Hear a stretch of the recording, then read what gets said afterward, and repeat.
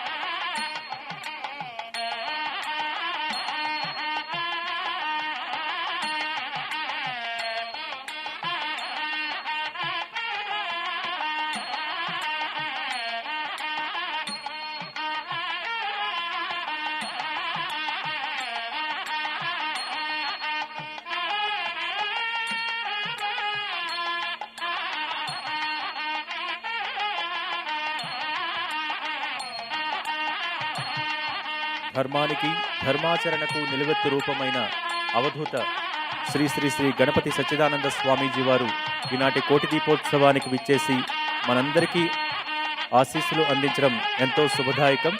వారికి మరొక్కసారి కోటి దీపోత్సవం తరపున మరొక్కమారి నమస్సులు తెలియచేసుకుంటున్నాం.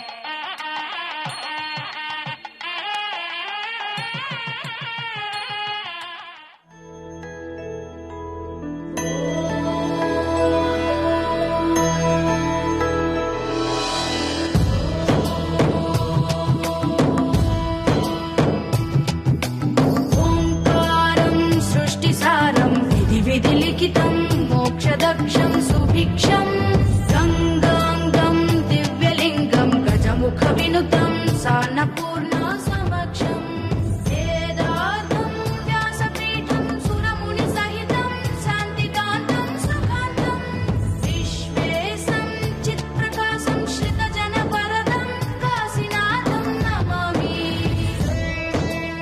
రేపటితో భక్తి టీవీ కోటి దీపోత్సవ మహోత్సవం పరిసమాప్తం కానుంది. రేపు చివరి రోజైనందున భక్తులందరూ దయచేసి వీలైనంత త్వరగా ప్రాంగణానికి చేరుకోవాల్సిందిగా మనవి. అలాగే రేపటి కార్యక్రమంలో భాగంగా ఉజ్జయిని నర్మదా బాణలింగానికి అపూర్వ రీతిలో మహాభస్మాభిషేకం జరగబోతోంది.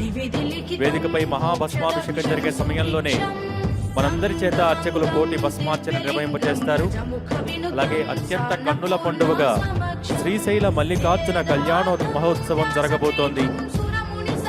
కళ్యాణోత్సవం అనంతరం స్వామి అమ్మవార్లు నంది వాహనంపై భక్తులను అనుగ్రహిస్తారు.